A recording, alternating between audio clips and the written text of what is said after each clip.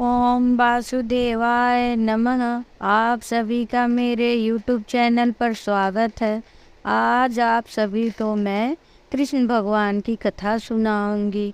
हमें भगवान की कथा अवश्य सुननी चाहिए। आजकल के समय में हमारे पास इतना टाइम नहीं रहता है कि हम बैठ के बुक पढ़ें या 2 घंटा 4 घंटा पूजा पाठ करें। तो इसीलिए ये रिकॉर्डेड कहानियाँ जो होती है हम मोबाइल को लिए हुए हैं, कहीं भी ईयरफोन लगा के या मोबाइल के थ्रू, या जो बुज़ुर्ग लोग हैं वो कहानियाँ नहीं पढ़ पाते हैं या नहीं कहीं जाके सुन पाते हैं, तो वो यहीं पे कथा सुन सकते हैं। इसलिए हमें कथा अवश्य सुननी चाहिए, क्योंकि कथा सुनते समय हम ज़रूर भगवान के करीब अपने आप को महसूस करते हैं।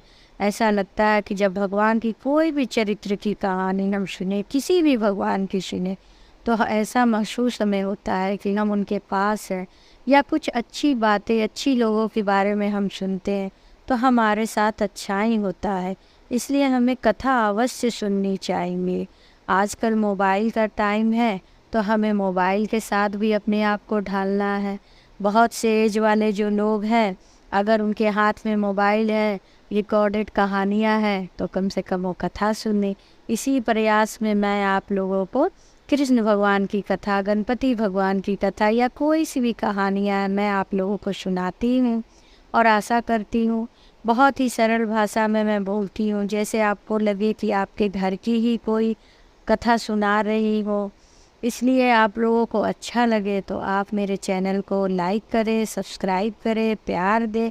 अगर ये सब नहीं भी करते हैं तो कोई बात नहीं, कम से कम कथा सुने, भगवान के गुणगान करें। और हम लोग की यही प्रयास रहती है कि अच्छी से अच्छी बातें हम करें, सुने और सब लोग खुश रहें।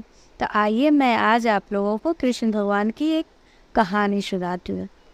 बहुत समय पहले की बात है कि एक गांव में देवकी नाम की एक स्त्री रहती थी।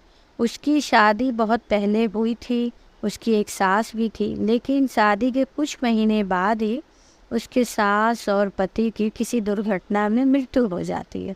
तो देवकी जो है वो गांव में अकेली रहती थी।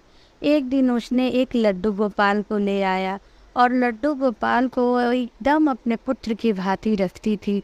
सुबह उठ के उसे नहलाना, धुलाना, कपड़ा बदलना, लड्डू गोपाल को ही खिला के खुद खाती थी और फिर वो हाथ गाड़ी चलाती थी। एक दिन वो सुबह जल्दी जल्दी उठी, बोली, अरे आज तो सिर्फ रोटी ही है, तुम्हें बेटा रोटी ही खाना पड़ेगा। गोपाल रोटी खा लो, हठ ना करो, खा लो रोटी। वो लड्डू गोपाल को से ऐसी बातें करती थी जैसे कि कोई माँ अपने पुत्र से। उस तरह से बातें करके जल्दी जल्दी वो लड्डू गोपाल को भी खिलाई सूखी रोटी, खुद भी खाई और हाथ गाड़ी लेके निकल गई।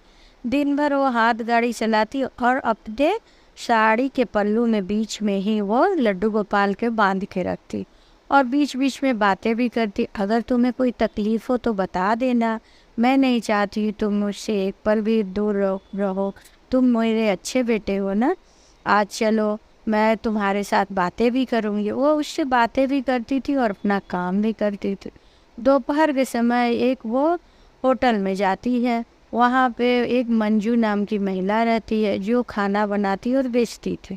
तो उससे कहती, अरे मेरे लिए खाना दे दो और मेरे लड्डू गोपाल के लिए आज मिठाई दे दो।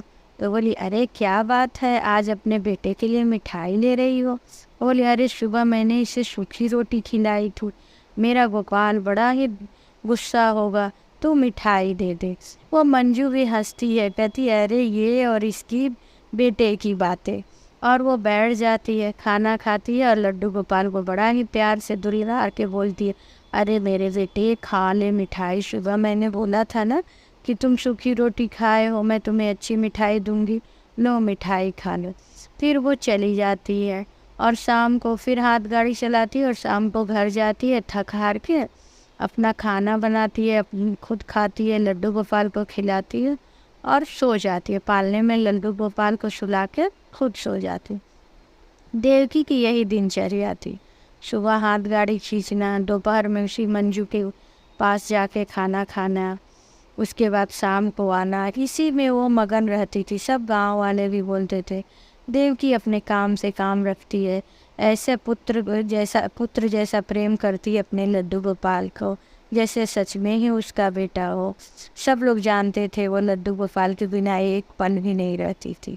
एक दिन की बात है कि मैं जो देवकी थी सोई थी, सुबह जब उठी तो देखी कि अरे उसके घर के दरवाजे खुले और सारे सामान घर में से गायब हैं। सारे पैसे, कपड़े, जो भी सामान थे, वो तो एक गरीब ही थी, लेकिन जो भी सामान उसके पास था सब गायब थे। लेकिन वो सामान छोड़ देखती है नहीं है, रोती है, लेकिन वो दौड़ के जाके पहले पालने में अपने लड्डू गोपाल को देखती है कि मेरा लड्डू गोपाल है कि नहीं। जब वो लड्डू गोपाल को सोए हुए देखती है तो खुशी से झूम जाती है और अपने सीने से लगा लेती है, हाय राम, चलो मेरे लड्डू गोपाल को चुरा के नहीं ले गए चोर। इसी बात का भगवान को धन्यवाद देते हुए उसे बार बार पुचकारती और अपने सीने से लगाती। गांव के लोग जब ये देखते हैं तो सब उससे सांत्वना देते हैं, अरे बहन तुम्हारे घर चोरी हो गई है ऐसा। लेकिन उसको इन सब बातों से कोई फ़र्क नहीं पड़ रहा था कि उसके घर चोरी हुआ है या उसकी सामान चली गई। वो तो इस बात से खुश थी कि मेरे लड्डू गोपाल को कोई नहीं ले गया, और भगवान को धन्यवाद दे रही थी। फिर उस दिन तो उसने कुछ नहीं खाया, हाथ गाड़ी लेके निकल गई और लड्डू गोपाल से बोल रही थी कि बेटा आज मैं कुछ ना तुम्हें खिला पाई, मुझे माफ़ कर देना, आज चोरों ने सारे सामान ले लिए, ऐसा बोलते रही थी और अपना काम कर। दोपहर में वो होटल में पहुंची। मंजू से बोली, मंजू थोड़ा माखन दे दे। तो बोली, और तुम्हारे लिए खाना? तो बोली, नहीं आज पैसे नहीं। और होते हुए सारी बात बताई, कैसे चोरी हो गया था मेरे घर, तो सिर्फ मेरे बेटे के लिए तो माखन दे दे। मंजू बोली, ऐसा प्रेम तो मैंने कहीं नहीं देखा है कि खुद भूखे रह के कोई माँ लड्डू गोपाल को माखन खिलाए। तुम चिंता ना करो, मैं तुम्हारे लिए भी भोजन लेके आती हूँ। फिर वो देवकी को भी भोजन देती है और लड्डू गोपाल को भी माखन देती है। दोनों माँ बेटा खा लेते हैं। वो इसे मतलब बोलती है, खा लो लड्डू गोपाल। और फिर वो निकलती है। जैसे वो हाथ गाड़ी लेके निकलती है, उसका पैर एक पत्थर से टकरा जाता है और लड्डू गोपाल जो आंचल में बांधी रहती है वो गिर जाते हैं, उनके हाथ टूट जाती है। अब तो यह देख के देवकी की आंखों से आंसू बहने लगते हैं और वह रोते रोते बोलती है, अरे मेरे बच्चे का हाथ टूट गया, मैं क्या करूँ, मैं क्या करूँ। दौड़े दौड़े वो और अस्पताल जाती है। वहाँ पे डॉक्टर से बोलती है, डॉक्टर साहब मेरे बच्चे का हाथ जोड़ दीजिए, आप जल्दी ऑपरेशन कर दीजिए, उसके हाथ टूट गई है। डॉक्टर बोलते हैं, अरे कहाँ है तुम्हारा बेटा, पहले देखने तो दो कहाँ टूटा। नहीं नहीं जल्दी जोड़ दीजिए। डॉक्टर बोलता, अरे अपने बेटे को तो ले आओ। तो बोले, यही तो मेरा बेटा है। डॉक्टर आश्चर्य से देखते हैं कि अरे ये तुम्हारा बेटा है और तुम इसकी माँ हो? तो बोलते हैं, हाँ ये मेरा बेटा है, देखिए मेरे बेटे का हाथ टूट गया। और रोए जा रही थी। उसकी इस भोली सी हरकत या रोने पे डॉक्टर को बहुत आश्चर्य हुआ। बोलता है, ठीक है ले आओ, मैं तुम्हारे बेटे का हाथ जोड़ देता हूँ। फिर वह पट्टी से हाथ जोड़ देता है उसके बेटे का। वह खुशी खुशी घर चली जाती है और बेटे को बहुत ध्यान दे के रखती है। एक दिन की बात है कि देवकी जो है वो बीमार पड़ जाती है, उससे उठा भी नहीं जाता है। ऐसा लगभग महीने दिन हो गए। जो भी घर में पैसे रखे तो वो ख़त्म हो गए।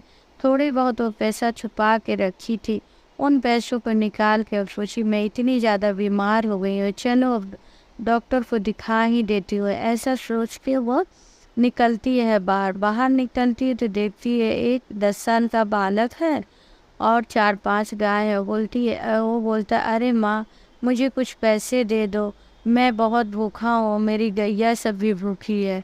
देवकी तो वो पैसे कैसे भी लेके अपने दिखाने के लिए जा रही थी कि मैं डॉक्टर को दिखा लूँ, लेकिन अब कहती तो क्या कहती।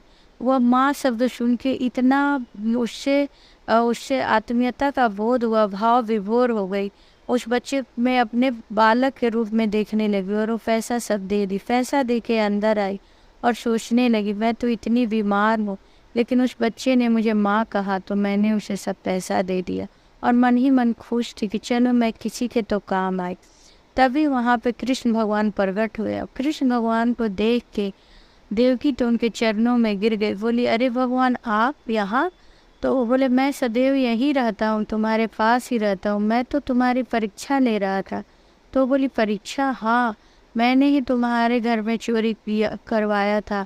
मैं देखना चाहता था कि तुम सामान से ज़्यादा प्यार करती हो या लड्डू गोपाल से, लेकिन तुम उत्तीर्ण हो गई, लड्डू गोपाल से भी तुम ज़्यादा प्यार करती हो। तो फिर देवकी बोली अच्छा, तो मेरे बालक का हाथ टूटना और आज बालक जो एक पैसा मांगने आया था वो भी आपकी ही लीला थी। तब कृष्ण भगवान बोलते हैं हाँ वो मेरी ही लीला थी, मैंने ही तुम्हारे बालक का हाथ ये कराया था। तुम जिस तरह से रो रही थी, को अपने जैसे कि तुम्हारा खुद का बेटा हो उस हिसाब तरह से तुम रो रही थी, और आज तुमने एक पराये बच्चे से माँ शब्द सुन के अपने पैसे दे दिए, तुम मेरे परीक्षा में उत्तीर्ण हो गई। देवकी उनके चरणों में गिरी थी, भगवान मैं तो बस अपने लड्डू गोपाल के साथ रहना चाहती हूँ और कुछ नहीं, मेरे लड्डू गोपाल के सिवाय इस संसार मेरा कोई नहीं है। तब भगवान कृष्ण बोलते हैं तुम चिंता ना करो, तुम्हारे पास लड्डू गोपाल हमेशा रहेंगे और तुम्हारी सारी खोई हुई वस्तुएं भी मिल जाएगी और तुम्हारा घर धन्य धान्य से भर जाएगा और अंतर ध्यान होगा। तभी यशोदा के गोद में एक मोर पंख लगाए हुए छोटा सा बालक रहता है और वो इसके गोद में आता है। अब सारे नगर में ये शोर हो गया, अरे यशोदा के दरवाजे पे एक छोटा बालक उसे मिल गया है, अब तो लड्डू गोपाल जैसा ही उसकी सेवा करेगी, देखेगी। और यशोदा भी बड़ी खुश हो गई। धीरे धीरे उसके जीवन में परिवर्तन आया, उसके घर धन्य धान्य से भर गया। जिस प्रकार यशोदा का दिन वापस आया, उसके पास लड्डू गोपाल आ गए, उसके पास धन संपत्ति आ गई, उसी प्रकार कथा सुनने वाले सुनाने वाले के भी भगवान मनोकामना पूर्ण करे। ओम वासुदेवाय नमः।